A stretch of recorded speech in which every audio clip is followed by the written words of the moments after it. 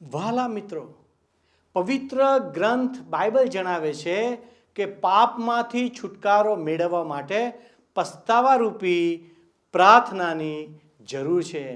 જેમ સુલેમાન રાજાની પ્રાર્થના એક આદર્શ નમૂનો બની રહી, તેમ શું તમારી પ્રાર્થના એક આદર્શ નમૂનો છે? આ સંબંધી વિચાર કરજો.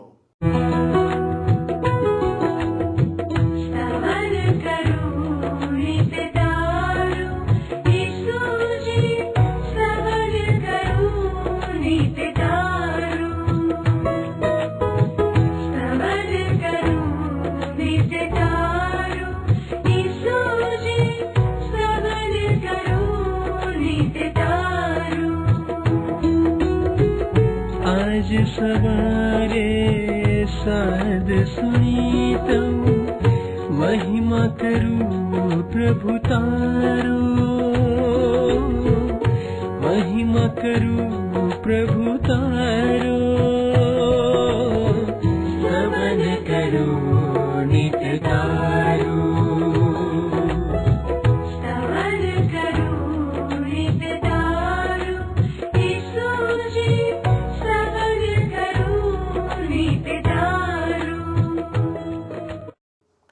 વહાલા દર્શક મિત્રો, હાલમાં તમે સ્તવન કાર્યક્રમ નિહાળી રહ્યા છો. આ કાર્યક્રમમાં હું આપ સૌનું સ્વાગત કરું છું. સ્તવન કાર્યક્રમ પવિત્ર શાસ્ત્રમાં આપેલા ઈશ્વરના પ્રેમનું પ્રગટીકરણ પ્રગટ કરે છે. તે ઈશ્વરને મળવાનો માર્ગ જણાવે છે. વહાલા દર્શક મિત્રો, બાઇબલ યુગોથી લોકોના જીવનમાં નવું જીવન પ્રદાન કરી રહ્યું છે. તે દરેકના જીવનમાં આશાનું કિરણ ફેલાવી રહ્યું છે. આ દિવસો દરમિયાન આપણે બાઇબલમાંથી પહેલા રાજાના પુસ્તકનો અભ્યાસ કરી રહ્યા છીએ. આજે આપણે 7મા અને 8મા અધ્યાયનો અભ્યાસ કરવાના છીએ. આ પુસ્તકના અભ્યાસ દ્વારા આપણે જાણીશું કે ઈશ્વર માનવ ઇતિહાસમાં પોતાને કેવી રીતે પ્રગટ કરે છે અને તેમની ઈચ્છા શું છે જેને આપણે પૂરી કરવાની છે. વહાલા દર્શકો, આજના અભ્યાસ દ્વારા આપણે જોઈશું કે સુલેમાન રાજાના જીવન દ્વારા ઈશ્વર આપણને શું પ્રગટ કરવા માંગે છે. 7મા અધ્યાયમાં સુલેમાનના મહેલ અને મંદિરના બાંધકામ વિશેનું વર્ણન કરવામાં આવ્યું છે. તમારું શરીર એ ઈશ્વરનું મંદિર છે અને એક વિશ્વાસી તરીકે આપણે પણ ઈસુ ખ્રિસ્ત દ્વારા પવિત્ર યાજક વર્ગ થયા છીએ. તો વહાલા દર્શક મિત્રો, આવો આજના અભ્યાસની શરૂઆત કરીએ. પ્રિય મિત્ર, હવે જો તમે રાજાઓના પ્રથમ પુસ્તકના 7મા અને 8મા અધ્યાયને વાંચ્યા હશે તો ખાસ કરીને તમે જોયું હશે કે રાજાઓના પ્રથમ પુસ્તકના 7મા અધ્યાયમાં રાજા સુલેમાન ઈશ્વરનું મંદિર બાંધવા ઉપરાંત પોતાનો રાજમહેલ, લબાનોન વનગૃહ અને મિસર દેશના રાજા ફારૂનની દીકરી માટે મહેલ બાંધે છે. એનું વિવરણ આપવામાં આવ્યું છે. અને આ પછી એ મંદિરનું આંગણું, મંદિર માટે ભરતરનો સમુદ્ર અને પિત્તળના 10 ચોતરા અને મંદિર માટે 10 સોનાના દીપ વૃક્ષ બનાવે છે. ખેર, મારી સાથે સાથે હવે તમે રાજાઓનું પ્રથમ પુસ્તક 7મા અધ્યાયની પહેલી કલમ જોઈશું. લખ્યું છે અહીંયા, સુલેમાને પોતાનો મહેલ બાંધતા 13 વર્ષ લાગ્યા અને તેણે પોતાનો આખો મહેલ પૂરો કર્યો. 13 વર્ષ.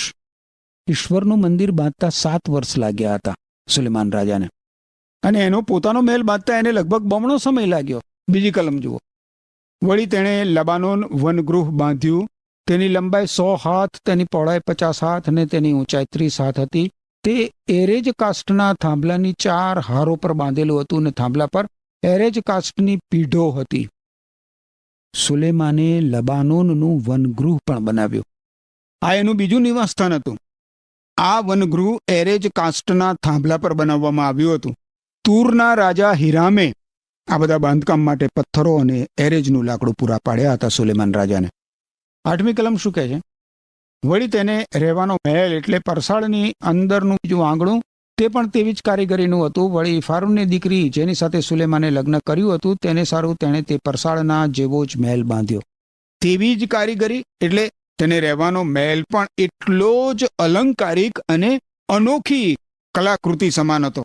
સુલેમાન રાજાએ ફારૂન રાજાની દીકરી માટે મહેલ બનાવ્યો એ હકીકત સૂચવે છે કે તેણે તેને આગવું સ્થાન આપ્યું હતું. વારું 13મી અને 14મી કલમ હવે જોઈએ. અને સુલેમાન રાજાએ માણસ મોકલીને તુરમાંથી હિરામને તેડાવ્યો. તે નાફતાલી કુળની એક વિધવા સ્ત્રીનો દીકરો હતો. તેનો બાપ તુરનો રહેવાસી હતો. તે પિત્તળનો કારીગર હતો. તે પિત્તળના સર્વ કામ કરવામાં જ્ઞાન, અક્કલ ને ચતુરાઈથી ભરપૂર હતો. તેણે સુલેમાન રાજાની પાસે આવીને તેના સર્વ કામ કર્યા. હવે આ જે હિરામ નામનો માણસ છે એ પિત્તળનો કારીગર હતો. તુરનો રાજા હિરામ નહીં. આ હિરામ ઝીણી કારીગરીનો કુશળ કારીગર હતો. હવે મિત્ર, આપણને મંદિર વિશે વધારે માહિતી આપવામાં આવી છે. જુઓ 21મી કલમ. 21મી કલમ રાજાઓનું પહેલું પુસ્તક. અહીં લખવામાં આવ્યું છે, તેણે થાંભલા મંદિરની ઓસરી આગળ ઊભા કર્યા. જમણો થાંભલો ઊભો કરીને તેણે તેનું નામ યાખીન પાડ્યું. યાખીન. અને ડાબો થાંભલો ઊભો કરીને તેણે તેનું નામ બોઆઝ પાડ્યું. બોઆઝ. હવે યાખીન શબ્દનો અર્થ થાય ઈશ્વર સ્થાપિત કરશે, અને બોઆઝ એટલે શક્તિ તેનામાં છે. બાઇબલમાં મિત્ર જૂના કરારના વિભાગમાં આવેલ ગીતશાસ્ત્રના પુસ્તકમાંના કેટલાક કાવ્યોમાં શક્તિ અને સૌંદર્યના આ ખ્યાલને વણી લેવામાં આવ્યો છે. દાખલા તરીકે તમારે જોવું હોય તો ગીતશાસ્ત્રનું પુસ્તક જુઓ 96મો અધ્યાય 6ઠ્ઠી કલમ. સન્માન તથા મહિમા ઈશ્વરની સન્મુખ છે. સામર્થ્ય તથા શોભા તેના પવિત્ર સ્થાનમાં છે. સામર્થ્ય મનુષ્યના ઉદ્ધાર તરફ ધ્યાન ખેંચે છે મિત્ર. ઈશ્વર પોતાના લોકનો ઉદ્ધાર કરવા સમર્થ છે. શોભા અથવા તો સૌંદર્ય ઈશ્વરની આરાધનાની શોભા અથવા તો સૌંદર્યનું સૂચન કરે છે. આપણે મિત્ર પવિત્રતાની શોભાએ ઈશ્વરની આરાધના કરવાની હોય છે. હવે આ બે થાંભલા મંદિરમાં અગ્રસ્થાને હતા. આત્મિક રીતે આ બે થાંભલાનું સ્થાન સત્ય, સનાતન જીવન અને પવિત્ર ઈશ્વરની આરાધના કરનાર પ્રત્યેક ભક્તના જીવનમાં હોવું જ જોઈએ મિત્ર. જો તમે સાચા ઈશ્વરની આરાધના કરતા હશો તો તમને પાપના અને દુષ્કર્મોના બંધનોમાંથી છોડાવવાના ઈશ્વરના સામર્થ્યનો અનુભવ થયો જ હશે. એ પછી જ તમે ઈશ્વરની આરાધના પવિત્રતાની શોભામાં કરી શકો. આપણે મિત્ર સાચા ઈશ્વરની સાચી ભક્તિ પવિત્રતાના સૌંદર્યમાં જ કરી શકીએ. જીવનમાં અને હૃદયમાં પાપ રાખીને સાચા ઈશ્વરની સાચી ભક્તિ થઈ જ ના શકે. જીવનમાં પાપ રાખીને ઈશ્વરની ભક્તિ કરનાર વ્યક્તિ માત્ર આત્મશ્લાઘા જ કરતો હોય છે. ગીતશાસ્ત્રના પુસ્તકના 96મા અધ્યાયની 6ઠ્ઠી કલમનો પૂર્વાર્ધ કહે છે કે પવિત્રતાની સુંદરતાએ ઈશ્વરની ભક્તિ કરો. જ્યારે મિત્ર આપણે ઈશ્વરની આરાધના કરતા તેમની હાજરીમાં પ્રવેશીએ છીએ ત્યારે આપણે ઈશ્વરની હાજરીનું ભાન રાખીને આપણી ઉણપોનો ખ્યાલ રાખવો જોઈએ. અને તો જ મિત્ર આપણે ઈશ્વરને આપણા આત્મચક્ષુથી તેમના પૂર્ણ ગૌરવ અને સૌંદર્યમાં નિહાળી શકીશું.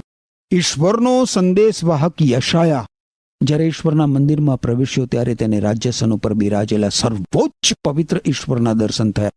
આ યશાયાનો અનુભવ હતો. યશાયાએ જ્યારે ઈશ્વરની હાજરીના પ્રકાશમાં પોતાને જોયો ત્યારે એને એની પોતાની મલિનતા દેખાઈ આવી. તમે બાઇબલમાં જૂના કરારના વિભાગમાં યશાયા સંદેશવાહકના પુસ્તકના 6ઠ્ઠા અધ્યાયની 1 થી 5 કલમો જુઓ તો લખ્યું છે, ઉઝાયા રાજા મરણ પામ્યો તે વર્ષે મેં. યશાયા પ્રબોધક ઈશ્વરનો સંદેશવાહક યશાયા આ પ્રમાણે કહેશે કે ઉઝિયા રાજા મરણ પામ્યો તે વર્ષે મેં પ્રભુને જોયો. તે ઉચ્ચ તથા ઉન્નત રાજ્યાસન પર બેઠેલો હતો. તેના જામાની 4થી મંદિર ભરાઈ ગયું હતું. તેની આસપાસ સરાફો ઊભા હતા. દરેકને 6 પાંખ હતી. 2થી તે પોતાનું મુખ ઢાંકતો, 2થી પોતાના પગ ઢાંકતો ને 2થી ઉડતો. તેઓ એકબીજાને પોકારીને કહેતા, પવિત્ર પવિત્ર પવિત્ર છે સૈન્યનો દેવ યહોવા. આખી પૃથ્વી તેના ગૌરવથી ભરપૂર છે. પોકારનારની વાણીથી ઉંબરાના પાયા હાલ્યા અને મંદિર ધુમાડાથી ભરાઈ ગયું. ત્યારે મેં કહ્યું, અફસોસ છે મને, અફસોસ. મારું આવી બન્યું છે કારણ કે હું અશુદ્ધ હોઠોનો માણસ છું ને અશુદ્ધ હોઠોના લોકમાં હું રહું છું, કેમ કે મારી આંખોએ રાજાને એટલે સૈન્યોના દેવ યહોવાને જોયો છે. એટલે તમે જોયું મિત્ર, આપણે જોયું એ પ્રમાણે રાજાઓના પ્રથમ પુસ્તકના 7મા અધ્યાયની 21મી કલમમાં યાકીન અને બોઆઝ નામના બે થાંભલા ઈશ્વરની આરાધના ખરેખર શું છે એ બતાવે છે. ઉદ્ધાર પામેલો જીવાત્મા પવિત્ર ઈશ્વરની હાજરીમાં આવે છે. ઈશ્વર સર્વોચ્ચ ઉન્નત ઉત્કૃષ્ટ પવિત્ર ઈશ્વર છે. એ હકીકત ઉપર ઈશ્વરની આરાધના આધારિત હોવી જોઈએ મિત્ર. વારું, આપણે હવે જોઈશું તો રાજા સુલેમાને મંદિરનો હોજ સમુદ્રની ઉપમા આપી શકાય ને એટલો મોટો વિશાળ બનાવ્યો હતો.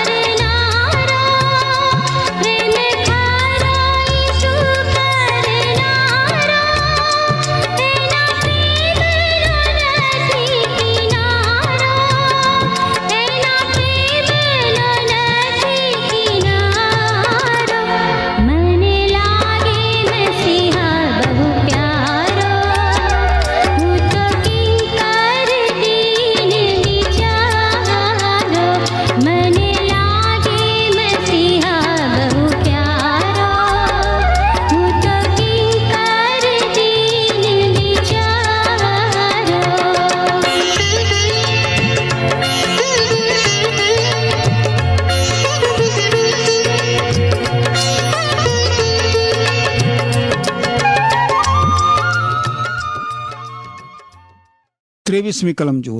વળી તેણે ભરતરનો સમુદ્ર બનાવ્યો. તેનો વ્યાસ એક કોરથી તે સામી કોર સુધી 10 હાથ હતો. તે ગોળાકાર હતો. તેની ઊંચાઈ 5 હાથ હતી. તેની આસપાસ 30 હાથની દોરી ફરી વળતી હતી. આ વિશાળ હોજ પિત્તળમાંથી ઢાળેલા 12 ગોધા ઉપર મૂકવામાં આવ્યો હતો.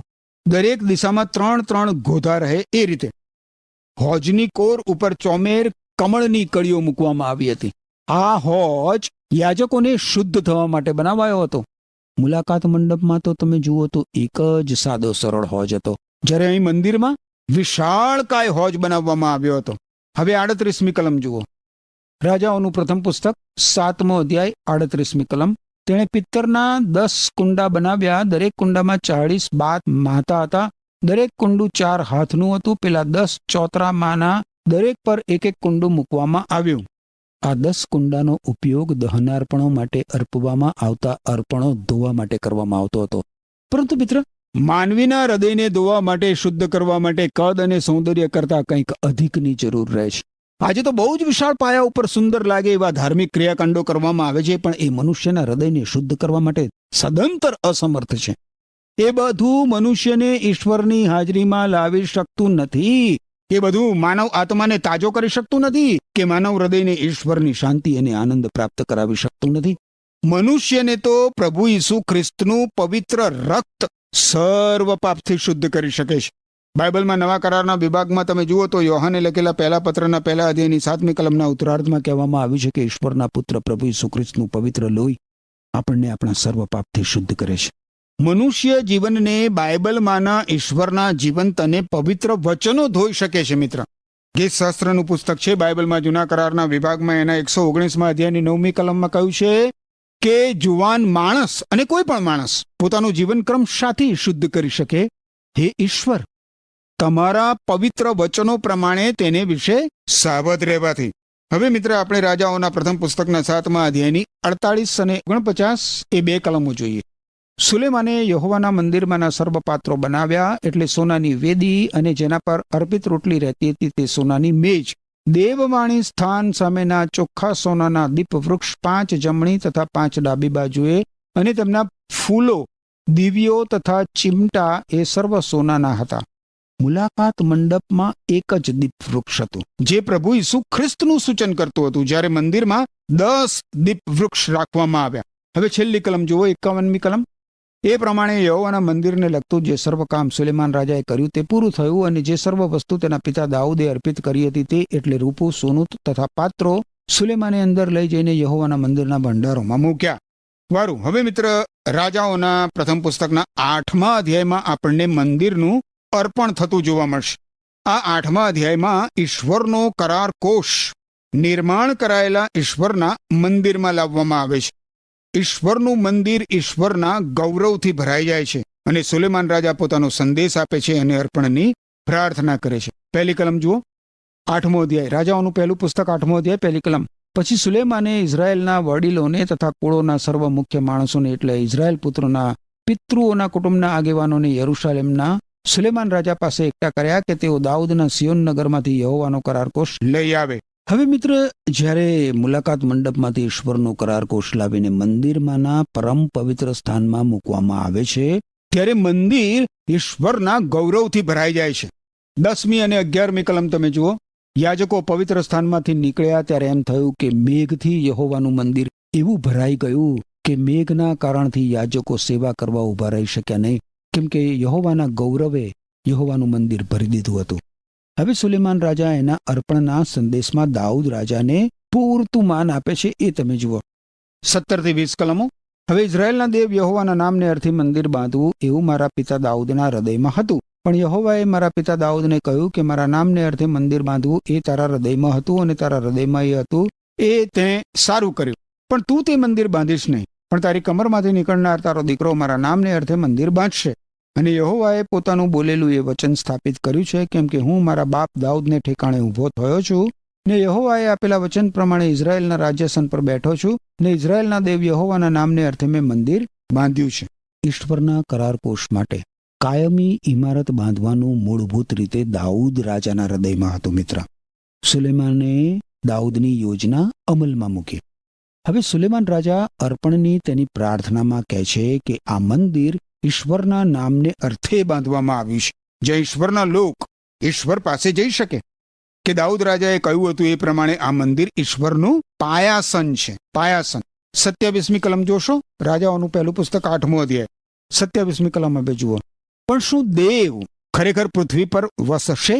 જો આકાશ તથા આકાશોનું આકાશ તારો સમાવેશ કરી શકતું નથી, તો આ મારું બાંધેલું મંદિર તારો સમાવેશ કરે એ કેટલું બધું અશક્ય છે. આ મંદિર ઈશ્વર સમીપ જવા માટેનું સ્થાન હતું મિત્ર, અને ઈશ્વરને બલિદાનો અર્પણ કરવાનું સ્થાન હતું. એ માત્ર ઈશ્વર પાસે આવવાનો હેતુ સારતું હતું. સુલેમાને એટલે જ કહ્યું કે શું દેવ ખરેખર પૃથ્વી પર વસશે? જો આકાશ તથા આકાશોનું આકાશ તારો સમાવેશ કરી શકતું નથી, તો આ મારું બાંધેલું મંદિર તારો સમાવેશ કરે એ કેટલું બધું અશક્ય છે. હવે ના વિભાગમાં મિત્ર આપણે જોઈશું તો એ બાબત પ્રગટ કરવામાં આવી છે કે જેમાં ઇઝરાયેલી પ્રજા ભવિષ્યમાં ઈશ્વર વિરુદ્ધ પાપ કરશે અને તેને ગુલામીમાં મોકલી દેવામાં આવશે. 46મી કલમ જુઓ. લખ્યું છે રાજાઓનું પ્રથમ પુસ્તક 8મો અધ્યાય 46મી કલમ. જો તેઓ તારી વિરુદ્ધ પાપ કરે, કેમ કે પાપ ન કરે એવું માણસ કોઈ નથી, ને તું તેઓ પર કોપાયમાન થઈને તેમને શત્રુના હાથમાં એવી રીતે સોંપે કે તેઓ તેમને બંદીવાન કરીને દૂરના કે નજીકના શત્રુના દેશમાં લઈ જાય. મારું અને તમારું મૂલ્યાંકન મિત્ર ઈશ્વર આ પ્રમાણે કરે છે. પાપ ન કરે એવું માણસ કોઈ નથી. 47 અને 48 કલમો જુઓ. તો પણ જે દેશમાં તેઓને બંદીવાન તરીકે લઈ જવામાં આવ્યા હોય ત્યાં જો તેઓ વિચાર કરીને ફરે ને પોતાને બંદીવાન કરીને લઈ જનારાના દેશમાં તેઓ તારી આગળ યાચના કરીને કહે કે અમે પાપ કર્યું છે, સ્વચ્છંદી રીતે વર્ત્યા છીએ, અમે ભૂંડું કર્યું છે. વળી તેઓને બંદીવાન કરીને લઈ જનારા તેઓના શત્રુઓના દેશમાં જો તેઓ પોતાના સંપૂર્ણ હૃદયથી અને પોતાના સંપૂર્ણ જીવથી તારી ભણી પાછા ફરે અને તેઓનો જે દેશ તેઓના પિતૃઓને તે આપ્યો, વળી જે નગર તે પસંદ કર્યું છે તથા જે મંદિર તારા નામને અર્થે મેં બાંધ્યું છે તેમની ભણી મુખ ફેરવીને તારની પ્રાર્થના કરે. ઇઝરાયેલી લોકોએ જ્યારે તેમના મંદિરનો નાશ થાય અને તેમને પરદેશમાં ગુલામો તરીકે લઈ જવામાં આવે ત્યારે આ પ્રમાણે કરવાનું હતું. ઈશ્વર ભક્ત દાનિયેલ બાબિલમાં એ જ પ્રમાણે કરતો હતો. એ યરૂશાલેમની પોતાના ઘરની બારી ખોલીને યરૂશાલેમ તરફ મુખ રાખીને એના લોકના અને પોતાના પાપો પ્રાર્થનામાં ઈશ્વર સમક્ષ કબૂલ કરતો હતો. વારું, આપણે 49 અને 50મી કલમો જોઈએ હવે. તો કહે છે તારા રહેઠાણ આકાશમાં તેઓની પ્રાર્થના તથા તેઓની યાચના તું સાંભળજે ને તેમના પક્ષની હિમાયત કરજે, અને તારી વિરુદ્ધ તારા જે લોકે પાપ કરેલું તેમને તથા તારી વિરુદ્ધ તેઓએ જે ઉલ્લંઘન કરેલા તે સર્વની ક્ષમા આપજે, અને તેઓને બંદીવાન કરીને લઈ જનારાના મનમાં તેઓ પ્રત્યે દયા ઉપજાવજે કે તેઓ તેમના પર દયા રાખે. આપણે જોઈશું મિત્ર કે ઈશ્વર આ પ્રાર્થનાનો ઉત્તર આપશે જ. હવે 54મી કલમ જુઓ. અને એમ થયું કે સુલેમાન આ સઘળી પ્રાર્થના તથા યાચના યહોવા આગળ કરી રહ્યો ત્યારે તે યહોવાની વેદી સામેથી ઉઠ્યો કે જ્યાં તે પોતાના હાથ આકાશની ગ્રમ પ્રસારીને ઘૂંટણે પડેલો હતો. સુલેમાન રાજા એણે જ્યારે પ્રાર્થના કરી ત્યારે તે ઈશ્વર સમક્ષ ઘૂંટણે પડ્યો. પરંતુ મિત્ર સૌથી મહત્વની વાત તો એ છે કે પ્રાર્થના કરતી વખતે આપણું હૃદય ઈશ્વર સમક્ષ નમી જવું જોઈએ. હવે 63 થી 65 કલમો જોઈએ. તમે જુઓ અહીં લખ્યું છે અને શાંત્યાર્પણોનો જે યજ્ઞ સુલેમાને યહોવાને ચઢાવ્યો તે 22,000 ગોધા અને 1,20,000 ઘેટાનો હતો. એ પ્રમાણે રાજાએ તથા સર્વ ઇઝરાયેલ પુત્રોએ યહોવાના મંદિરની પ્રતિષ્ઠા કરી. તે જ દિવસે રાજાએ યહોવાના ઘરની આગળના ચોક મધ્યભાગને પાવન કર્યો, કેમ કે ત્યાં તેણે દહનયાર્પણ, ખાદ્યાર્પણ તથા શાંત્યાર્પણોનો મેદ ચઢાવ્યા. કેમ કે યહોવાની સન્મુખ જે પિત્તળની વેદી હતી તે એટલી મોટી ન હતી કે તે પર દહનાર્પણ, ખાદ્યાર્પણ તથા શાંત્યાર્પણોનો મેદ સમાઈ શકે. એ પ્રમાણે એ સમયે આપણા દેવ યહોવાની આગળ 7 દિવસ ને 7 દિવસ એટલે 14 દિવસ સુધી સુલેમાને તથા તેની સાથે સર્વ ઇઝરાયેલે એટલે હમાથના નાકાથી તે મિસરના વેળા સુધીના લોકોની મોટી સભાએ ઉત્સવ કર્યો. એ દેખીતું છે મિત્ર કે મંદિરની અંદર રહેલી વેદીઓ બલિદાનના પ્રાણીઓનો સમાવેશ કરી શકે એમ નહોતી, અને એટલે એ સમયે અર્પવાના પ્રાણીઓ માટે કામચલાઉ વેદીઓ ઊભી કરવામાં આવી હતી. એ સમય બહુ જ મોટા ઉત્સવનો સમય હતો. 66મી કલમ કે છે 8મે દિવસે તેણે લોકોને વિદાય કર્યા ને તેઓને રાજાએ આશીર્વાદ દીધો, ને જે સર્વ ભલાઈ યહોવાએ પોતાના સેવક દાઉદને તથા પોતાના ઇઝરાયેલ લોકને દર્શાવી હતી તેને લીધે મનમાં હરખાતા તથા આનંદ કરતા તેઓ પોતપોતાના તંબુએ ગયા. અહીં મિત્ર રાજાઓના પ્રથમ પુસ્તકનો 8મો અધ્યાય પૂરો થાય છે. ફરી મળીએ ત્યારે આપણે રાજાઓના પ્રથમ પુસ્તકનો 9મો, 10મો અને 11મો એમ 3 અધ્યાય જોવાના છીએ. એટલે મારી તમને વિનંતી છે કે ફરી મળીએ તે દરમિયાન તમે રાજાઓના પ્રથમ પુસ્તકનો 9મો, 10મો અને 11મો અધ્યાય વાંચી રાખજો. ઈશ્વર તમને આશીષ આપો. પ્રિય મિત્રો, આજે આપણે જાણી શક્યા કે ઈશ્વરનું મંદિર બનાવ્યા પછી સુલેમાન રાજાએ પોતાના માટે એક વિશાળ અને ભવ્ય મહેલ બનાવવામાં ઘણો બધો લાંબો સમય લીધો. ભૌતિક બાબતો તરફ તેનું હૃદય વળવા લાગ્યું, અને ધીમે ધીમે તેનું હૃદય ઈશ્વરથી દૂર થતું ગયું. સુલેમાન રાજાની જેમ આપણે પણ ઈશ્વરને વિશ્વાસુ રહેવામાં અધૂરા છીએ અને પાપ કરીએ છીએ. સુલેમાનની આ ભૂલથી ઈશ્વર આપણને જણાવે છે કે તેમની સાથેની સંગતને પુનઃસ્થાપિત કરવી હોય તો સૌ પ્રથમ આપણે આપણા પાપોની કબૂલાત કરવી જરૂરી છે. સુલેમાન રાજાએ પિત્તળના 2 સ્તંભો બનાવ્યા, જેમાંના એકનું નામ બોઆઝ હતું, જેમણે મોઆબી રૂથનો છુટકારો કર્યો હતો. છુટકારાનો માર્ગ આ 2 સ્તંભોમાંથી પસાર થાય છે. ઈશ્વર સાથેની સંગત મેળવવા માટે આપણે ઈશ્વરના તારણના માર્ગને અનુસરવાની જરૂર છે. સુલેમાન રાજાએ પિત્તળનો સમુદ્ર બનાવ્યો હતો, જેમાં યાજકોએ બલિદાન વિધિ કર્યા બાદ શુદ્ધ થવાનું હતું. અહીં ઈશ્વર જણાવે છે કે ઈશ્વર સાથેની સંગત માટે પાપમાંથી શુદ્ધ થવાની જરૂર છે.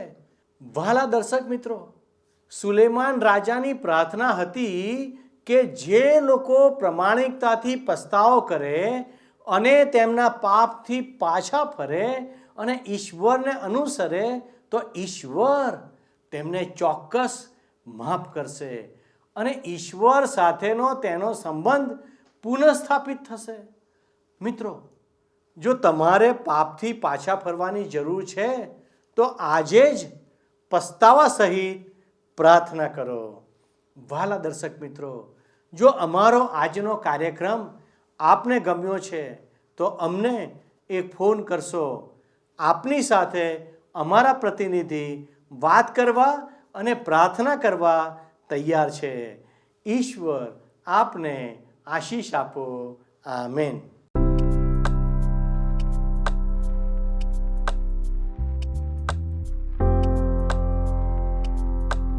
મિત્રો, ગત પ્રશ્નોનો જવાબ છે દાઉદને.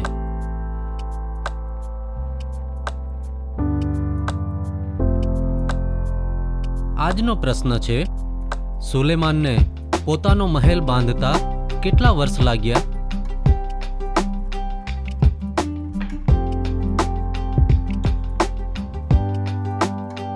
જવાબ આપેલ સ્ક્રીન પર દર્શાવેલ વોટ્સએપ નંબર પર આપવાનો રહેશે. કાર્યક્રમ દરમિયાન પૂછેલા પ્રશ્નોનો સાચો જવાબ આપનાર વિજેતાઓના નામ દર મહિનાના પ્રથમ સોમવારે જાહેર કરવામાં આવશે.